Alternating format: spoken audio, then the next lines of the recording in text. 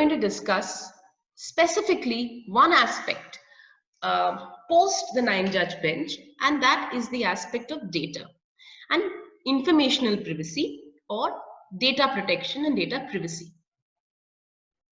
As I said last time, the right to privacy encompasses amongst itself bodily privacy, spatial privacy, and informational privacy.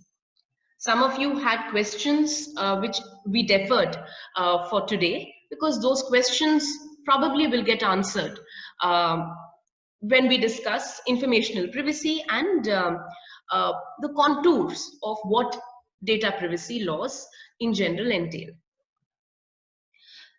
We'll be discussing, therefore, today, what is this concept of data? Unless we understand what data is, it'll be very difficult for us to even understand the 5-judge bench as well as the new Personal Data Protection Bill. So before we go to the definition, to the 5-judge bench, I wanted to talk to you about what really data is. Today, data is defined under the IT Act. That is, as on today, the law that governs whatever limited protection that is given to data is flowing under the IT Act and the sensitive data rules, also enacted under the IT laws. So this defines data to mean a representation of information, knowledge, facts, concepts, or instructions, which is prepared in a formal manner, etc., etc. So effectively, data is information, it is knowledge, it is any fact, concept, instruction. So that is really what is data. But there's not much you can do with that definition. It's a very, very broad definition. It's confusing. You don't know in what context it is to be used. So then let's look at data a little more intricately. What can be the sources of data? Why am I discussing all of this? Again, data is a very amorphous concept. It is going to evolve as technology evolves. It is going to evolve as our interactions between humans, between two humans, between humans and computers, between computers or automated systems, AI, machine learning, all of this encompasses data. So one has to keep a very, very open mind when you're going to try and understand the concept of data. Now, very, very broadly speaking, we can say there are 3 sources of data. There is volunteer data. That is data which is voluntarily being provided by the user upon request of another party. So that is called volunteer data. Then there is something called inferred data. This is data which is inferred from a set of raw data. So there is volunteer data, and based on this volunteer data, they start drawing inferences. So that is inferred data or implied data. And the third is observed data. And observed data is largely determined by the footprint or the digital footprint that we leave when we are using any app on the internet, using our system. There is a digital footprint that we are leaving, and any inferences drawn from such a digital footprint is usually known as observed data. Now, the 9-judge bench, Justice Chandrachud at para 303, also defines certain characteristics of data, which is very, very interesting to note. He says information. So in that judgment, they don't use the term data, they use the term information, because the discussion flows under informational privacy. So he says information has 3 facets. It is non-rivalrous, it is invisible, and it is recombinant. So I'm going to repeat this again. It is non-rivalrous, it is invisible, and it is recombinant. Now, what is the meaning of it being non-rivalrous? Non-rivalrous means if I part with my data, it doesn't mean it diminishes with me. I may part with data, but I still retain the original set, so to speak. So data is non-rivalrous. It cannot be compared. You cannot add to one and subtract from another. It exists, it coexists simultaneously. Data is invisible. What does that mean? He says invasions of your privacy or invasions on your data are invisible. You cannot find out sitting here today, right now, if somebody is invading your privacy of the data that you have shared somewhere else, right? And recombinant. What is recombinant? Recombinant is a term that we use in biology when we are talking about DNA and RNA. What does that mean? It means from DNA or RNA, it can recombine with itself and form another set, right? So recombinant means this data, which is an output from my side, now can form an input for someone else, and you can generate another set of data from it. So it is recombinant in that nature. So Justice Chandrachud writes down that these are the three facets of data, and it is very, very interesting to see these three facets because it also shows you where all an attack of your privacy, when it comes to data privacy, can come from. Now, this is a general background of what is understood by data, what are the features and characteristics of data. Now let us proceed to discuss the 5-judge Aadhaar judgment. So what is the background to the 5-judge decision? As you know, both the 9-judge and the 5-judge are known by the same name, Justice K.S. Puttaswamy versus Union of India.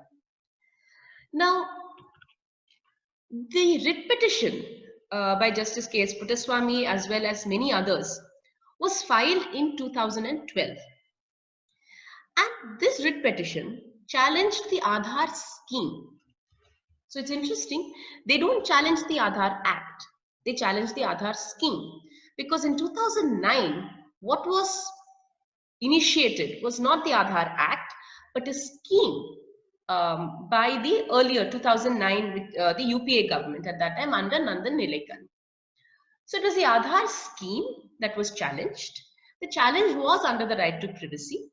And the challenge was that very, very important information, sensitive information in the form of biometric details of an individual are being taken by an authority, and this is an invasion of the right to privacy.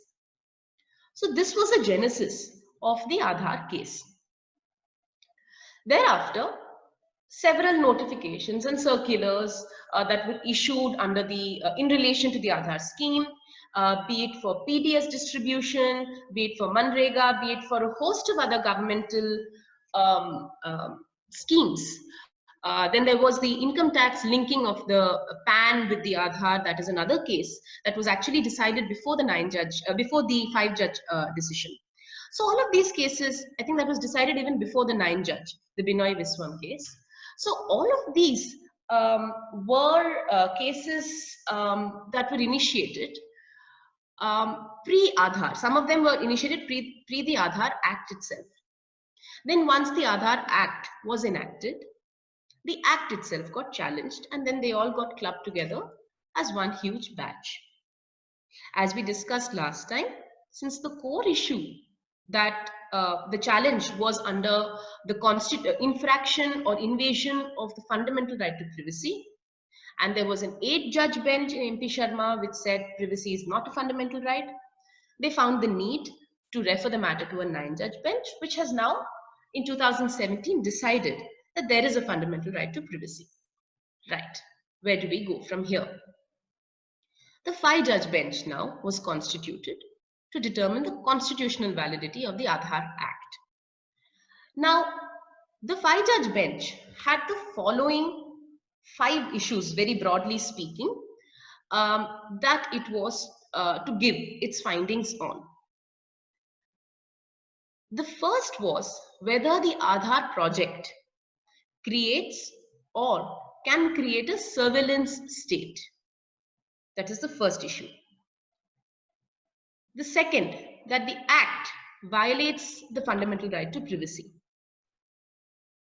The third was whether the Aadhaar Act could have been passed as a money bill as opposed to a regular bill.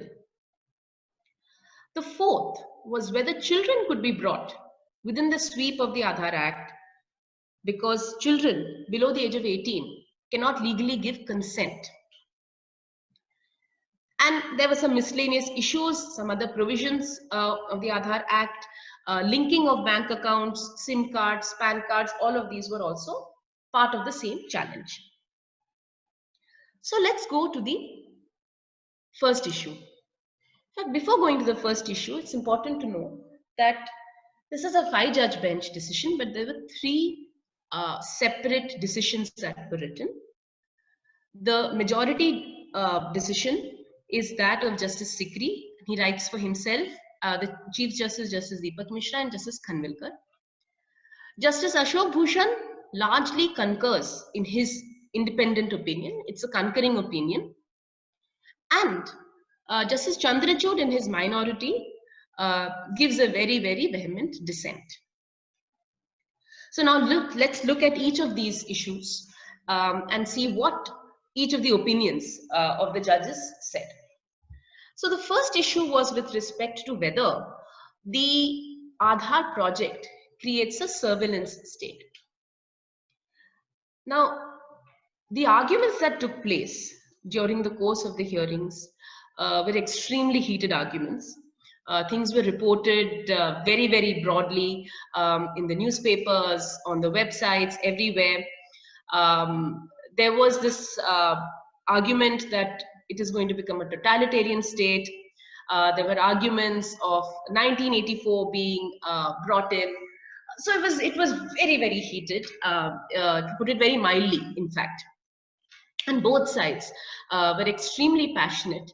The petitioners were extremely passionate about their fundamental right to privacy and about whether there was a need for such a such a deep invasion into the right of privacy by taking biometric details, especially when a person can be subject to surveillance, and I'll explain how they said surveillance could take place. Secondly, when this information can be misused because you're using iris and fingerprint information, whether this information could be misused in the hands of bad elements, whether certain crimes can be committed, etc. So this was another aspect that they challenged. And third, whether you really need to give an Aadhaar, a unique identification number to receive subsidies and benefits from the government. If it's a welfare state, why do you need to give this information in order to receive subsidies and benefits from the government? So why was there a need? In fact, the claim of the petitioners was this was in fact coming in the way of giving out welfare schemes and coming in the way of the benefit accruing to the individuals or the citizens. So let's come back to surveillance.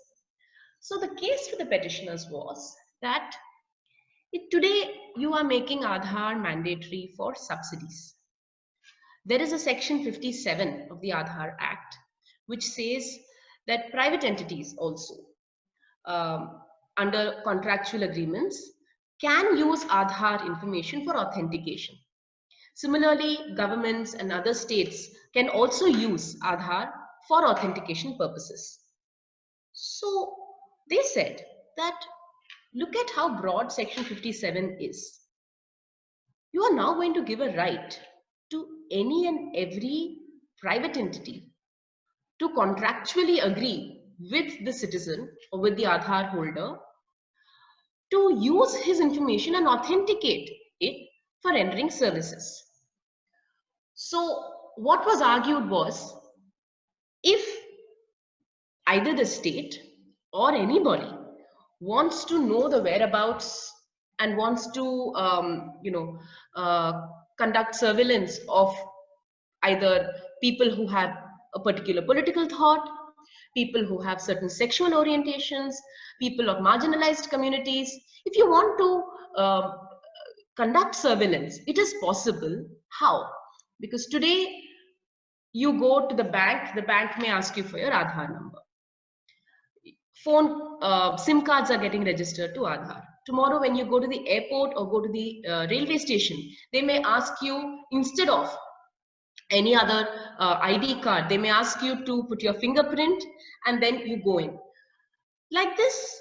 And if you go to a mall, they may ask you. So if you're going to allow private parties to have access to authentication, and if you log back, so as all of us who have an Aadhaar unique ID, there is a profile that is created on the UIDA website. That is a profile that is accessible only to us, only to that individual. The Aadhaar being linked to your phone, there is an OTP that comes every time you access it. So the argument was, listen, all of this information is available on a person's profile. Why can't third parties or the state put together all of this data together to then create a virtual person and then monitor that virtual person? So this was primarily their argument on surveillance. The second argument was that the level of protection accorded to the data, to the biometric data, is insufficient. Here I would like to say that the claim was that it was insufficient because they did not know what the level of protection was actually accorded to the data. So this was one of those cases where actually a private, I should not say, this chairman of the UIDAI, Mr. Ashok Bhushan Pandey, who assisted the AG, he used to come every day and explain how the UIDAI functioned, how the Aadhaar Act functioned, what are the data, what are the multiple levels of safety and security, walls that have been created, so that it's impossible to work back and find out which transaction pertains to which person. So he explained that to us, and then the Attorney General felt that the judges should have the benefit of this detailed technical information, and there was a presentation that was made to the judges. And in the presentation, it was explained not only the levels of technical protection that was being accorded, the penal provisions that are there, how it is impossible to identify the individual because of a process of a process called anonymization.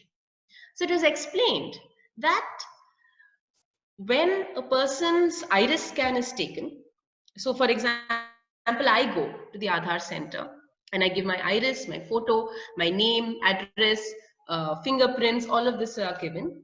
Each of them is encrypted and sent back to the main center. But each of them is sent to different parts. They're all encrypted and there's a separate key given and it goes to different parts of the center. So it's not that you go to, in the server, if you click a person's name, all of that information is going to get pulled out. No, even UIDAI cannot do that. That is what was explained to the judges, that even for UIDAI, it is nearly impossible to do that because you need to have the key to a host of different information that the person has given, the iris, biometric, name, address, phone number, all of this are stored in space in different locations, and you need to have a key to put all of that together. It has to be with one individual, which is not there. And therefore, it is impossible to really recreate an individual. If it is impossible for the UIDAI itself to do it, then it is going to be impossible to recreate a virtual person for any third party. And the other thing that was emphasized was the purpose of Aadhaar is not identification, but is authentication. There is a difference. The Aadhaar fingerprint that you go and give, or when a person goes to take, say, a Manrega benefit, it is only going to authenticate whether this fingerprint or iris matches the one in the system for this person. That's it. So it is actually a process of authentication, and the person sitting behind will not know whether it is actually the same person, because that is all already built into the system. So identification and authentication, the slight difference is it is only for the purpose of giving you the benefit and authenticating that yes, you exist on the server, full stop. So this is what was explained. Now let's come back to the opinions of the judges. The majority, which is Justice Sikri's opinion and Justice Bhushan's opinion, was, after looking at the architecture of the UIDAI, after looking at the Act and the various provisions in the Act, as well as the informational and the technical protection given, they were of the opinion that it is very difficult to conduct surveillance by using the Aadhaar Act. But they also did one more thing. They struck down Section 57. In fact, all 5 judges strike down. Justice Bhushan strikes down only a part of Section 57, but the other judges strike down Section 57, which allowed private entities, which allowed other people to take this information for authentication purposes. They struck it down. Now, let's look at what part of Aadhaar. So, okay, let's finish this first. So, surveillance is not possible is what 4 out of 5 judges say. However, Justice Chandrachud disagreed. He said there is a very slim possibility by taking metadata. It is maybe possible that a person can be surveilled through this process. That is his opinion. And he writes that very vociferously. The second issue is now, they say, okay, we have identified that surveillance is not possible. Now let us really look at whether there is an invasion of privacy, and let's apply the test given in the 9-judge bench to see if this violation of privacy can be protected or should be struck down. So what is the invasion of privacy? All judges hold yes, the individual's privacy has been violated.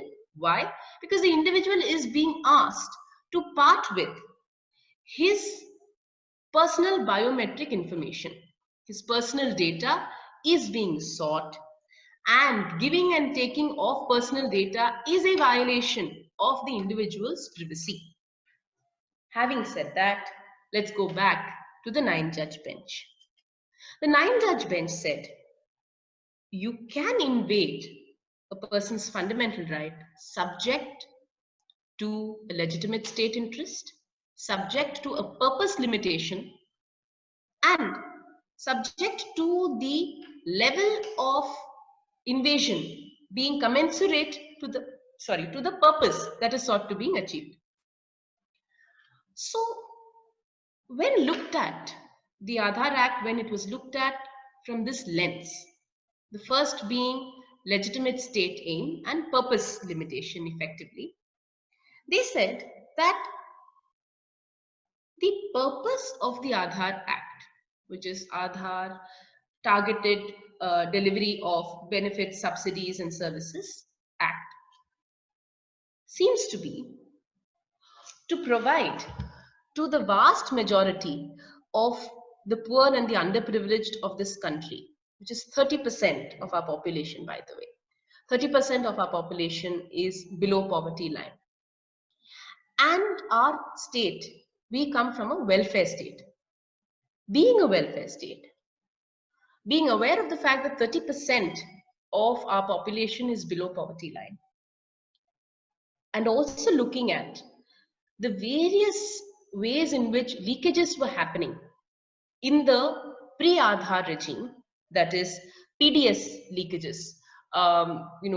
We gave data to show that almost 50 to 60% of the public distribution system, which is food grains, ration, oil, etc., was actually being pilfered before the Aadhaar regime, because there was no authentication. There was no way to verify that it is only the person who is supposed to be getting that benefit is actually getting that benefit. So there was huge pilferage in PDS, in LPG, Manrega. A lot of people were not getting their Manrega benefits because they couldn't identify themselves as the rightful person who needs to get this Manrega benefit. So based on a host of benefits that was shown to the court post the Aadhaar regime, the court said that for the purpose of our country being a welfare state, for the purpose of ensuring that there is targeted delivery of benefits, subsidies, and these kind of services, to whom? To those who fall or those who are eligible under Section 5 and Section 7 of the Act. That is, these are people who are eligible because of being under the poverty line. To that extent, the Aadhaar Act is valid. Why? Now, this is very crucial. They do something called balancing of fundamental rights. And that's a very, very nuanced and a very difficult concept to understand. And balancing of fundamental rights is this.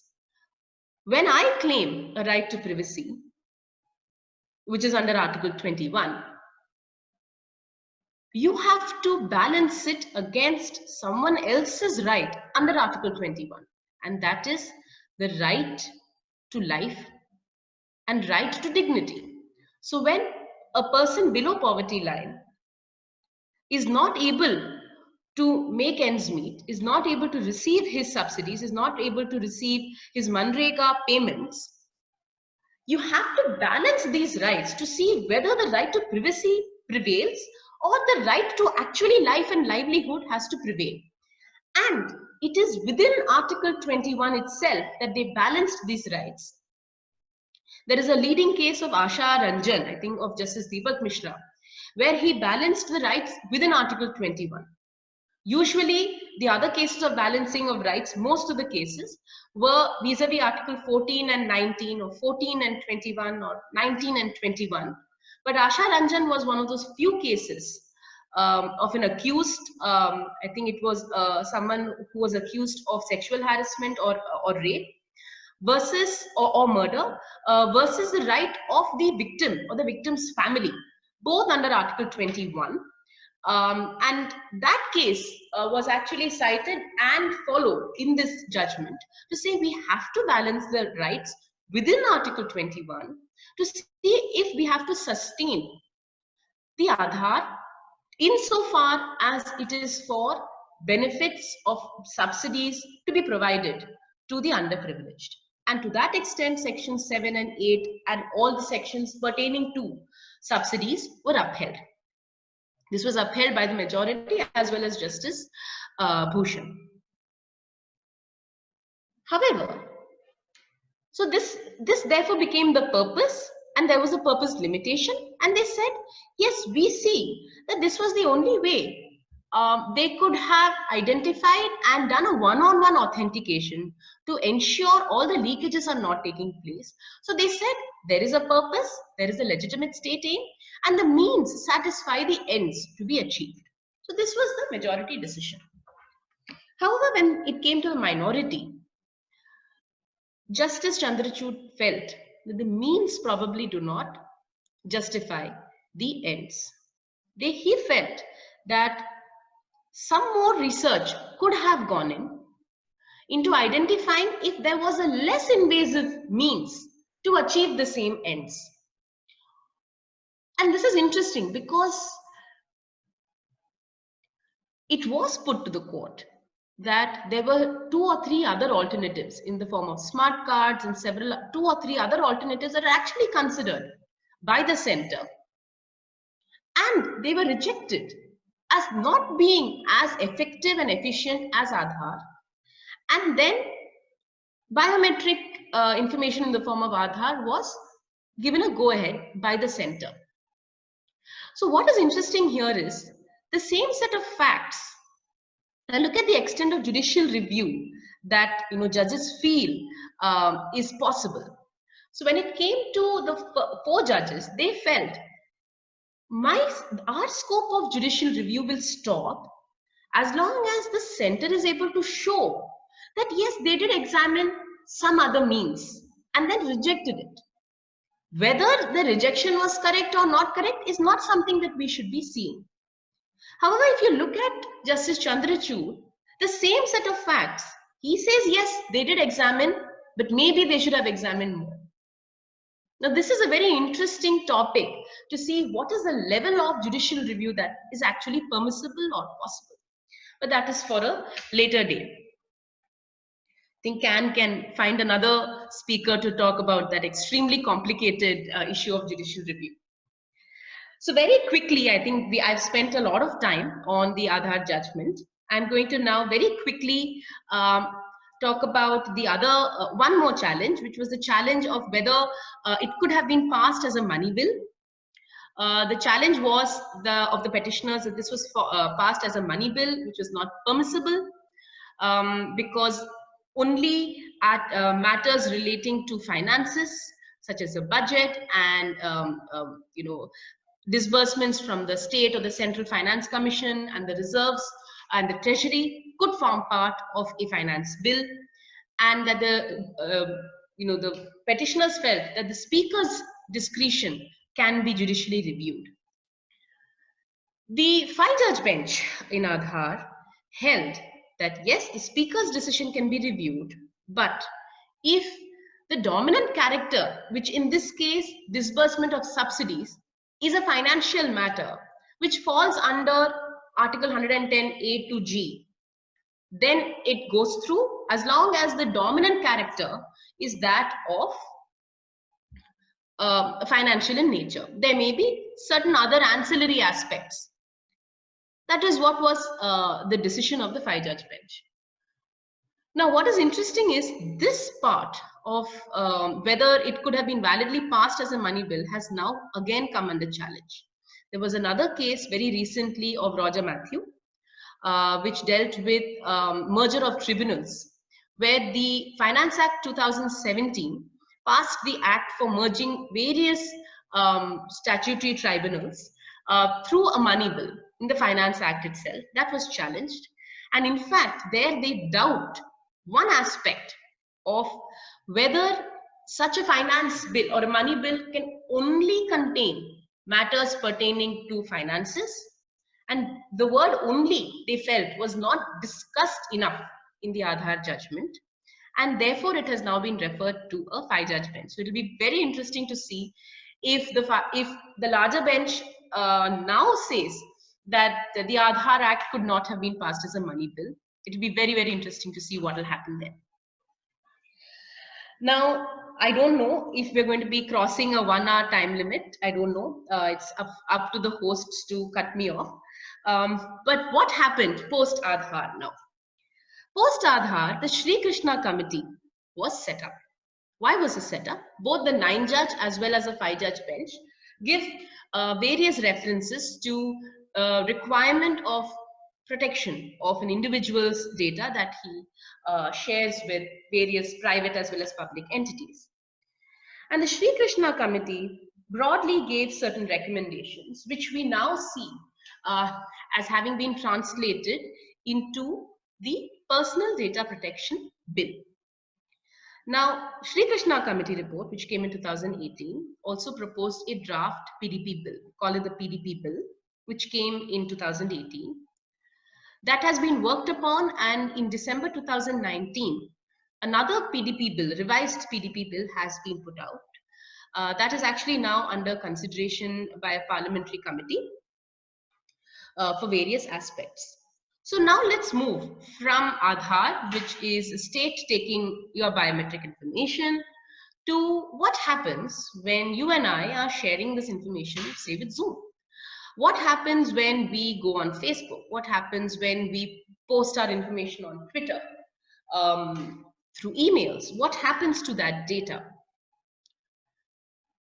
Now, world over, there is a data protection law that was introduced in 2016. It's called the GDPR, which was enforced in Europe. Most multinational companies follow it. It's actually looked at as one of the best practices for providing privacy to individuals. Now, there are some very interesting concepts that I'll have to explain before we explain what our rights now are. Under the PDP bill, and I'll explain later wherever we are different from the European law. Under the PDP bill, now there are three main entities that become important. First is the Data Protection Authority. So a new regulatory body is now going to be set up called the DPA, or the Data Protection Authority. Then there is the Data Fiduciary. Data Fiduciary is an entity. It could be a person, it could be a company, it could be even the government or a public sector undertaking. A data fiduciary is somebody who decides, and this is important, he decides, or it decides, what data of the user should be collected. It is not necessarily the person who collects the data, but it is the brain or the person who's exercising something called decisional control over the quality of data that is going to be collected and over what is to be done with that data. So that is a data fiduciary. And the data principal, which is people like you and me, everybody. Data principal is the person who is parting with his personal data. Now, pausing here, the PDP bill only deals with personal data. It doesn't deal with non-personal data, doesn't deal with anonymized data. So it deals only with personal data. Now, the bill, as we know it now, is remarkable. It is definitely the need of the hour because it finally recognizes, as somebody asked last time, a fundamental right can only be, sought or enforced against the state. How can I get my fundamental right to privacy against a non-state actor? You don't have a fundamental right to privacy because it's a non-state actor, but you do now have a statutory right of privacy. And this is the bill that grants you that statutory right of privacy after recognizing that it doesn't exist today. We only have section 43 of the IT Act, and we have the sensitive personal data guidelines, which are very sketchy. And it is more, as I said last time, penal in nature, and it waits for some harm to occur to the user before it kicks in. But what if harm doesn't occur? What are the preventive mechanisms that are put in place? Today, there is nothing. We have to wait for the PDP bill. Now, as I said, we have now three actors in this new soap opera. We have the Data Protection Authority, we have the Data Fiduciary, and we have the data principal. So these are the main actors. And then you have sub actors and then the side actors, who come in cameos and things like that. You have data processors, right? You have different other bodies which are now going to work along with the Data Protection Authority. So you have a host of actors under the PDP bill. Now, what is important now is this.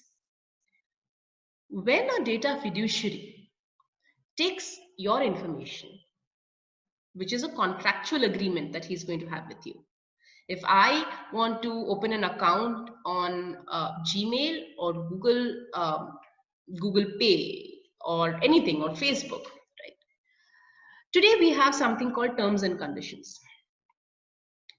In India, and we are also already in the world which has seen GDPR. So post 2016, most of the almost all multinational companies have to be in line with GDPR.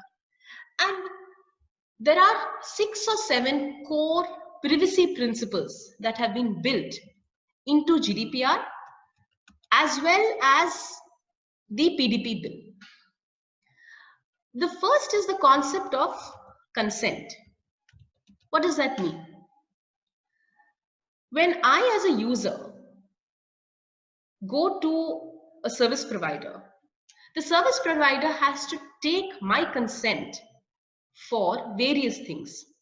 A, he has to take my consent for the types of data that he is going to take from me.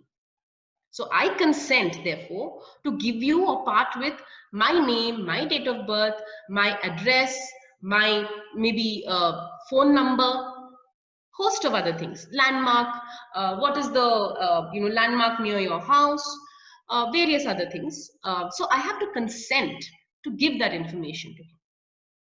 The consent has to be fair, the consent has to be transparent and easily understandable. So that has now become a core privacy policy. Consent has to be easily understandable. Second, there is a concept of data minimization. What does that mean? It means that the company or the data fiduciary can only take that much data from you as is necessary to render services to you.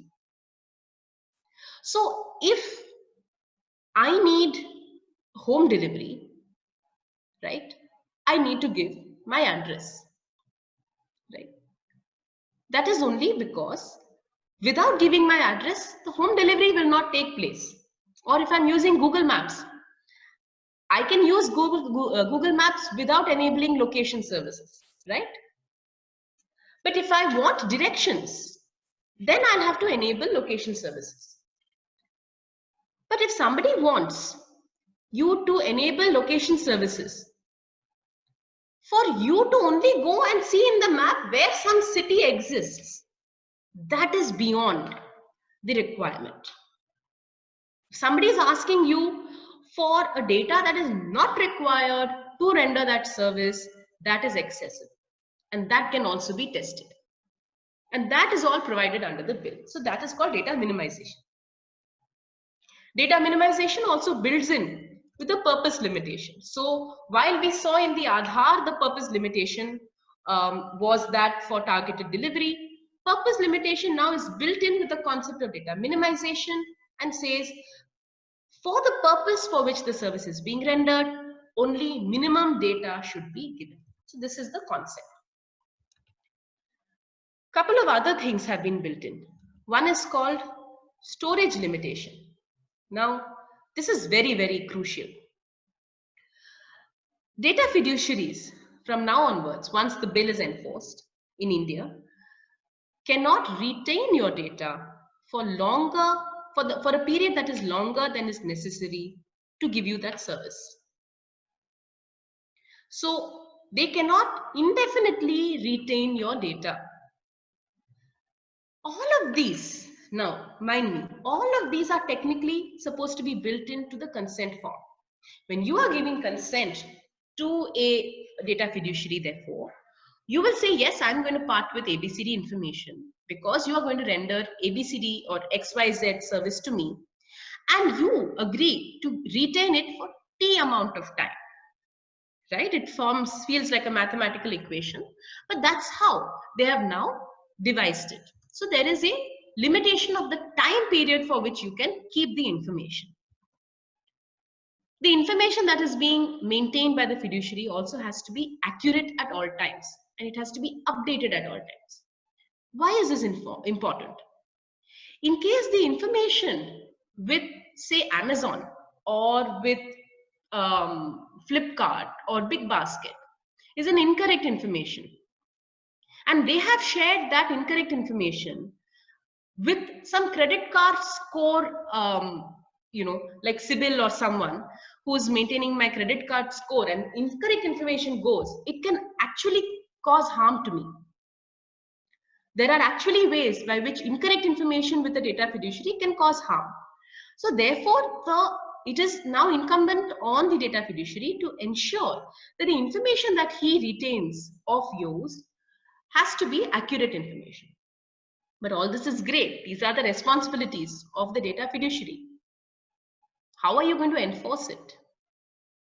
Now, the bill gives data principals 4 rights.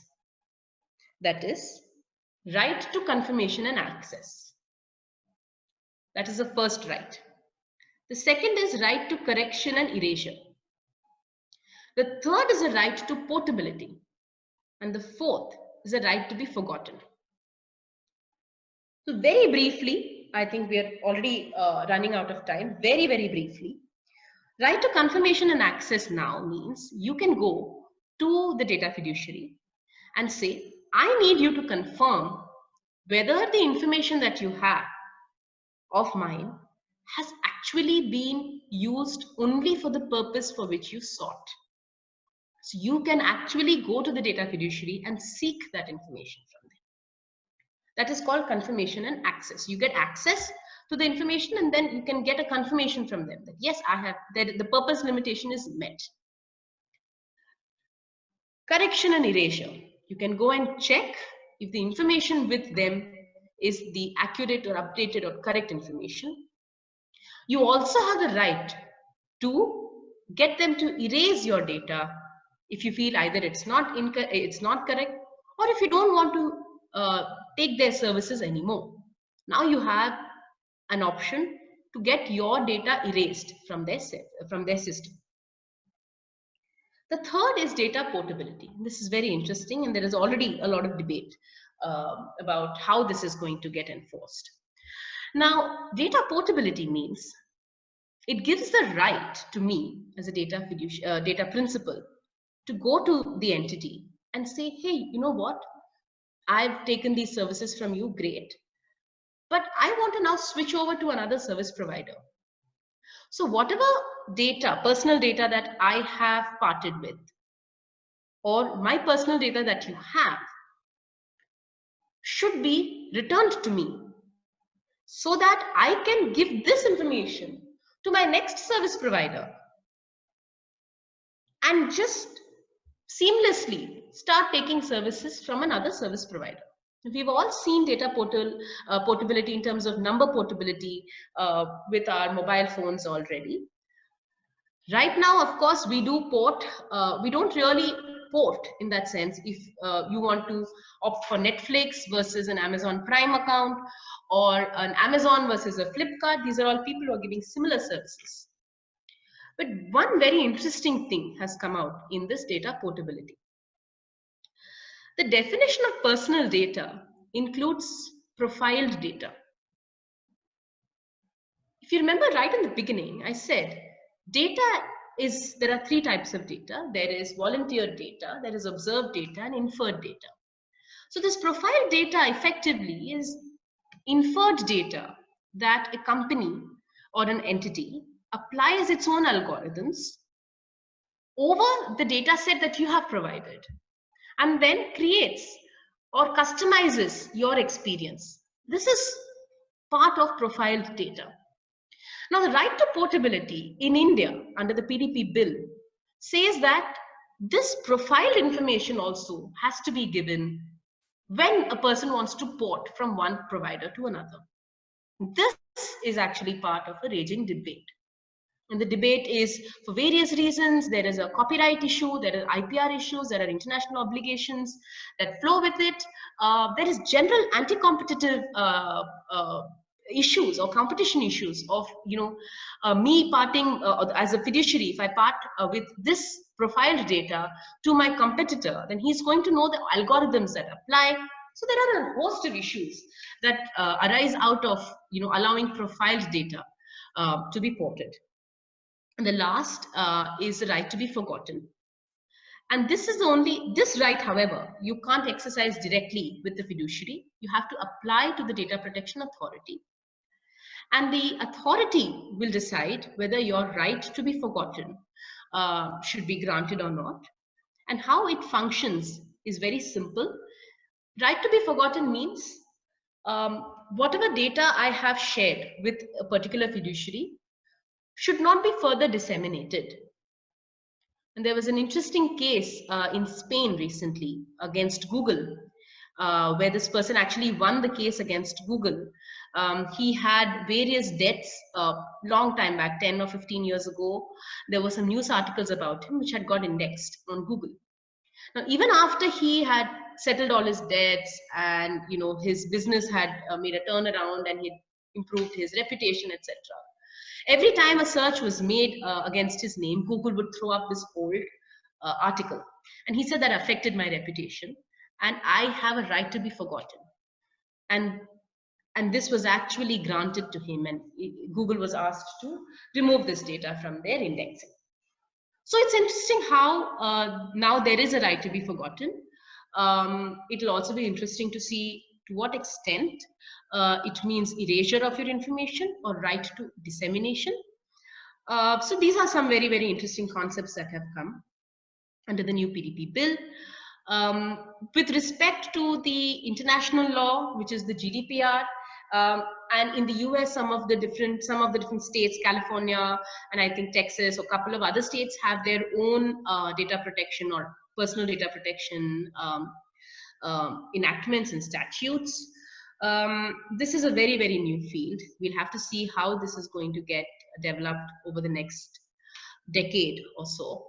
And I would like to end here. Unless you guys want me to talk some more, but I think we can take questions. What do you say? All right. I suppose we should go for questions as well because there's a lot of them piling up over here.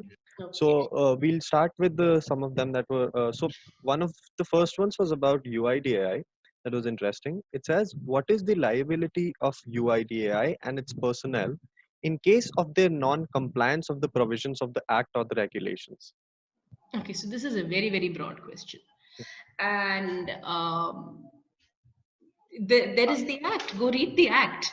I would say just because the liabilities, and it's all there, there are obligations cast on the personnel of UIDAI in the manner in which they have to deal with data. See, encryption, the data that has gone to UIDAI or in the server is already encrypted, right? Parting with this data knowingly with a third party, there are some privacy thresholds already built into the Act. If this privacy threshold is not met or there are some violations, there is heavy penal consequence. I think there is some imprisonment up to 3 years and things like that that are already there in the Act. So, and there are a host of places where there can be, some violations, and all of them are addressed in the Act. So it will be very tough. I mean, that'll be a different seminar altogether. So I'm sorry, I'm going to have to pass that. All right. The next question coming up is it's a valid question. Don't you think that time limitation to retain the data in today's digital realm is a futile exercise to an extent? Okay. This question probably comes from the fact that we are constantly in the process of sharing data with one entity or the other. So getting it overtly erased with every subsequent service provider over a time, how reasonable an exercise is that? See, you have to compare with an option of not having a time limitation, right? It may be futile, but it's still a right. We all may be, taking services of say 40 or 50 different service providers, but there still may be people who are extremely sensitive about the data that they're parting with. There may be people who don't use Facebook. There may be people who are not on social media, who are extremely careful about the information that they put out. There may be extremely private people. And time limitation is very crucial, because without a time limitation, your purpose limitation fails. See, for your concept of legitimate state or legitimate aim purpose, you need to have a time limit built in.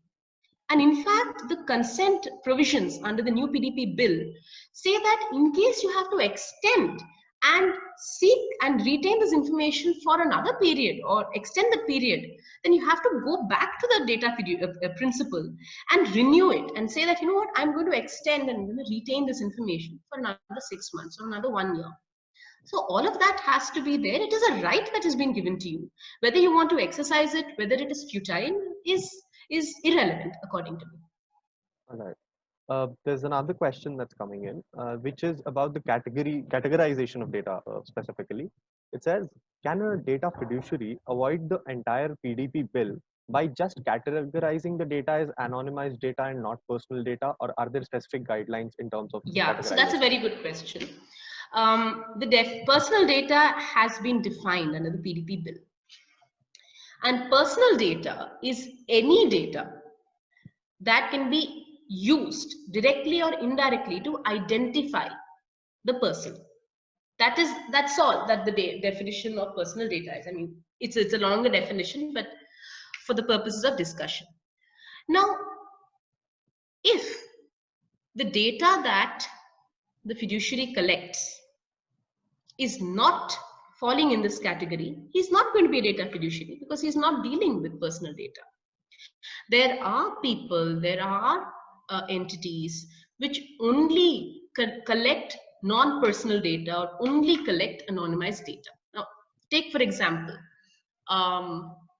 Google Maps, right? There may be entities which will probably look at which are monitoring traffic signals. For which purpose they are going to take a metadata from Google, and Google is going to provide anonymized data. They're not going to provide personal data of who was at that red light at which point. They're going to say at 10:40 every day we see this much rush on this junction. That is non-personal data, that is anonymized data, and a fiduciary dealing with that data is not in the clutches of the PDP bill. So that's how you look at it. All right. There's another question. In a follow-up to the question that I had asked earlier, this is, we have a consent-based model of data protection, which looking at the demographics of India might not be a correct approach. Shouldn't we adopt a right-based model instead of giving more rights to citizens? Okay, I'm not very clear what this question details the prior question. I'll read out the prior question first. The prior question was regarding where you had answered the impact that this had on in terms of, just a second, I'll read out the question. Yeah, time limitation and retention of data in today's digital realm.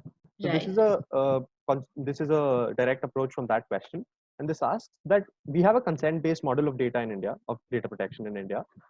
Looking at the demographics of India, considering that it's different languages and people and literacy rates, etc. Precisely. Is that the correct model of approach in terms of protection of privacy? Shouldn't we adopt a rights-based model that is an individualized update rather than giving out a marginal overdraft of rights to everyone? So this is a very interesting question, and I actually have an answer for this. So it's twofold.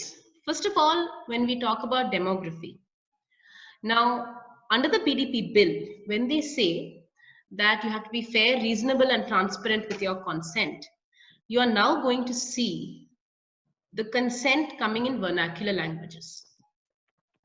If it is an app that is, or it is a software, or it is a data fiduciary who has a reach in rural India, then it is incumbent upon him to give this or seek this consent in that vernacular language. There is already a case in EU, I think, where Google has been fined a huge amount for not providing some of the consent in vernacular languages. So that deals with demography per se. The second is when you talk about a rights-based approach. Now, a rights-based approach can also be explained by the means of an opt-in versus an opt-out. Right? Okay, so I'm going to explain this a little bit. It took me a while to understand. So today, or let's not say today, let us take a situation where I agree to the terms and conditions. Okay. Once I agree to the terms and conditions, I've given my data, and they say, uh, you thereafter, once you agree and then get into the service provider or start receiving services from the service provider, you then have a settings. I'm going to tell in very, very easy terms that we all understand. So let's just take either Facebook or Google. So on Facebook, you'll have, you agree to the terms and conditions, and you enter the world of Facebook, the virtual world of Facebook. And then you have a privacy setting. So you initially agree to everything that Facebook asks of you. Then you opt out of ABCD privacy settings. The new regime technically is supposed to be an opt-in regime, which is actually a rights-based regime. What that means is at the time of taking consent, you actually opt in only for those privacy concerns that you want. So technically, the standardization or the rights that you get have to happen at the first threshold when you give the consent, as opposed to later on when you standardize your rights after entering the service provider. So in effect, it is actually a rights-based approach that we are moving towards. There's a question that I've had in mind for quite a while. Looking at it from the perspective of the service providers, you talked about inferred data and how that inferred data is based upon the algorithms that each service provider deploys. Yeah. The question that I have is that all of these platforms or all of these service providers create a profile of each and every individual user and then create a certain data set of inferred data for all of these and then target their audience in that aspect. Now, when a person, a user, goes to them and asks for the erasure of their data, it asks for the erasure of the data that it has provided as well as the inferred data. And if a marginal erasure of inferred data takes place from the service of the service provider, that is going to drastically impact the quality of services that the service provider will provide. Yeah. How is that balancing? Because that inferred data is an intellectual property of the service provider. How Yes. is that balancing of rights to take place when it comes to that aspect in terms of? So that's a very interesting question, and something that as a firm we are sort of actually advising a lot of data fiduciaries, because that's whom we advise largely. There is a problem when definition of personal data includes profiled data. There is a problem because this profiled data technically is a property of the data fiduciary. And there's also another very interesting concept of whether data is property at all. Does it really belong to me? The data that I part with, I have not been reduced to that extent for it to be my property that I have transferred to someone else. So data effectively is a bundle of rights, technically speaking. And when an entity, so for example, if I have two service providers, so let's take say a Netflix and a, I don't know, Hotstar maybe, okay? Assuming there are 4 or 5 movies which are common both on Hotstar and Netflix, I watch, and this is theoretical, I don't think I have the time, I don't know how many of you will have the time, though now is the time for you to watch all movies. But assuming on Netflix and Hotstar, I watch the same 5 movies, right? So I have not only given my personal data, I have something called transaction data. Now, where the transaction data falls itself is a question, because technically that's also algorithm. Thereafter, the way Netflix will customize my next 5 movies versus how Hotstar will customize my next 5 movies are totally different, right?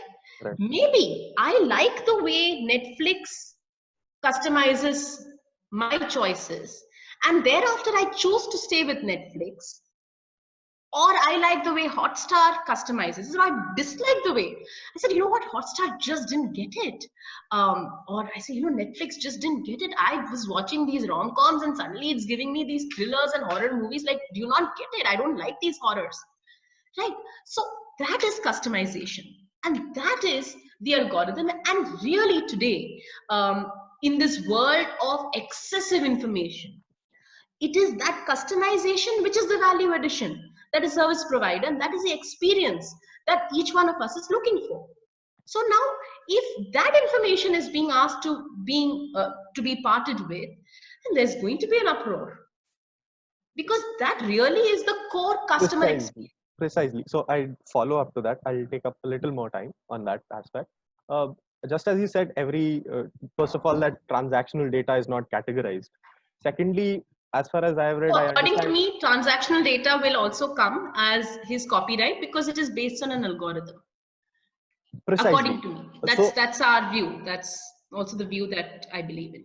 Yeah. So as far as I understand this concept, the transactional data is the marginal aspect which creates the profiling for a particular user, because each transaction in aspect adds more data to the profile of that user, and Yes. that is the most valuable data set for a service provider. Yes. And that is very imperceptible to a marginal extent for the data principal, but not for the data provider, service provider. Again, the balancing of rights comes into question, because we haven't taken up how that has to come into picture if transactional rights are given a primacy, transactional data for that matter. Right. So how is there a So solution? see, I'll tell you, in fact, there's one more thing which I failed to tell everyone before coming to that. So yes, there's going to be a balancing of right. People are going to claim an Article 21 right versus a 1G right of trade and profession. That's effectively what's going to happen.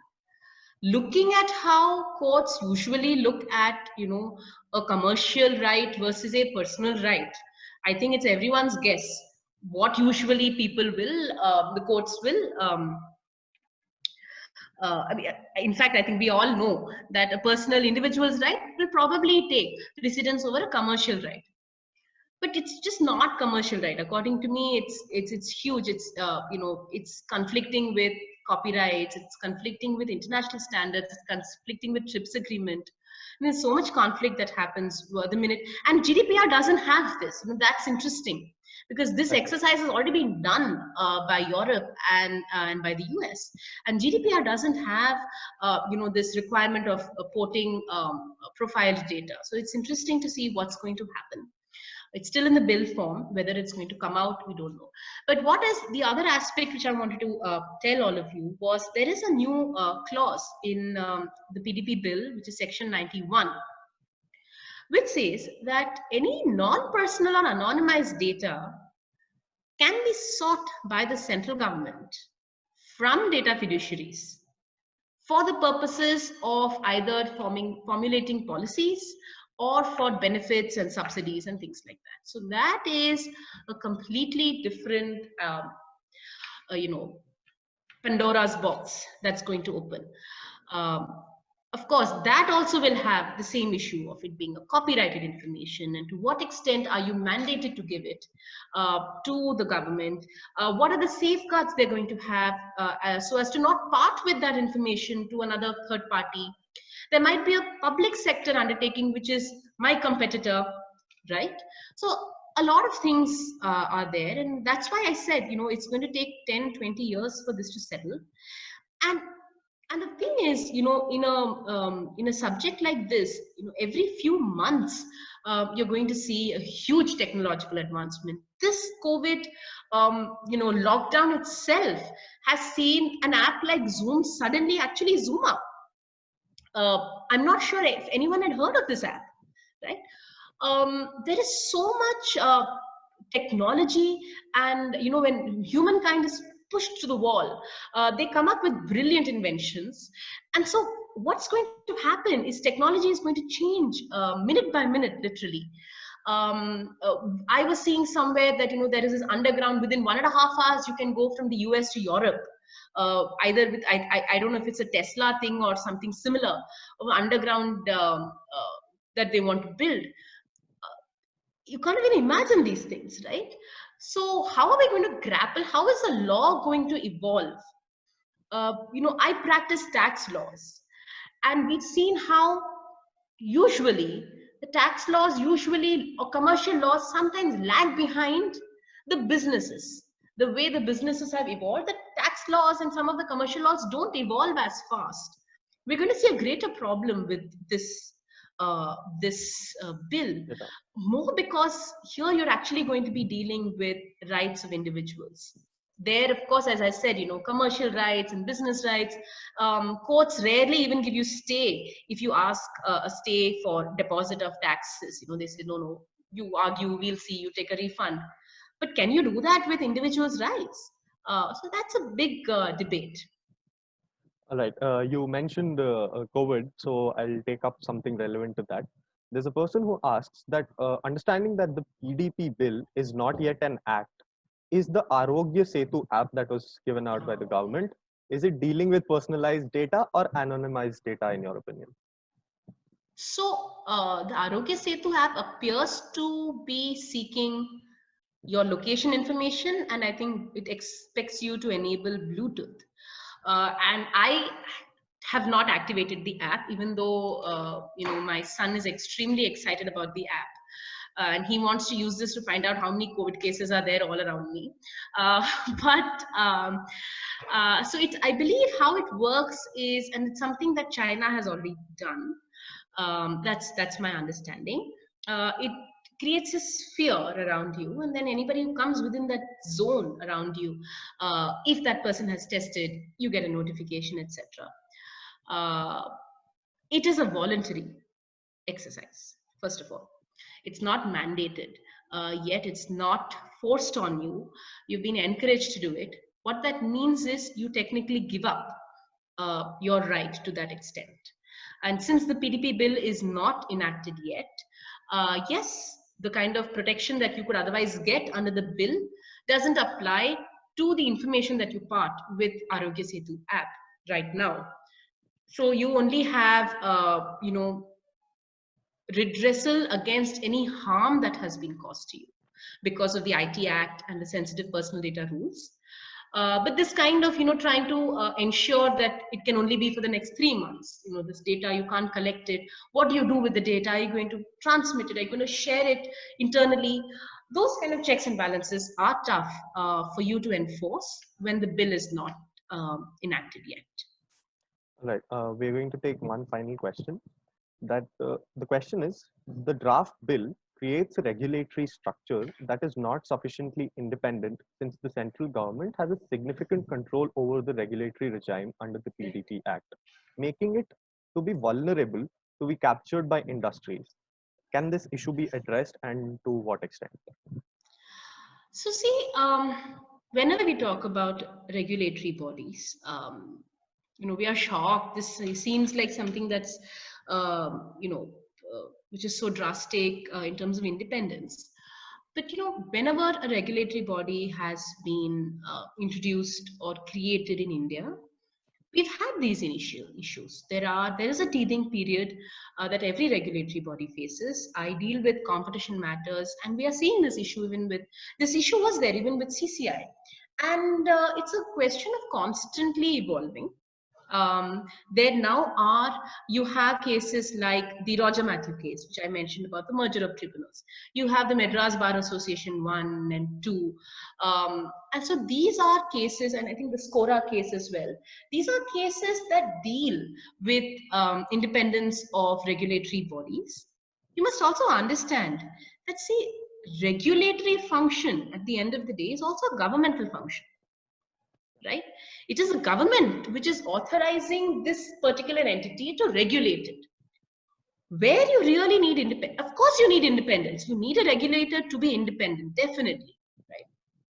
But what you also need is a subsequent, appellate body, which is going to be even more independent.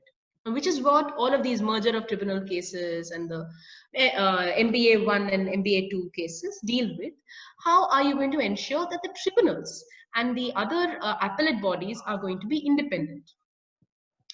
And independence is usually achieved in India by having the selection process itself to be independent. So if the persons within the regulatory body or if the or within the appellate body are selected through an independent procedure, that is what ensures independence. Very, very simply put, in the Indian standards. So yes, we will have to see. There are some recommendations that even we have provided with respect to how the administrative act portion of the or the regulatory portion of the bill has to be amended. So we'll have to see what the final act is going to look like. So it will be a little premature to talk about that. All right. My apologies, but there's one last question that was from the previous session, and it looks interesting.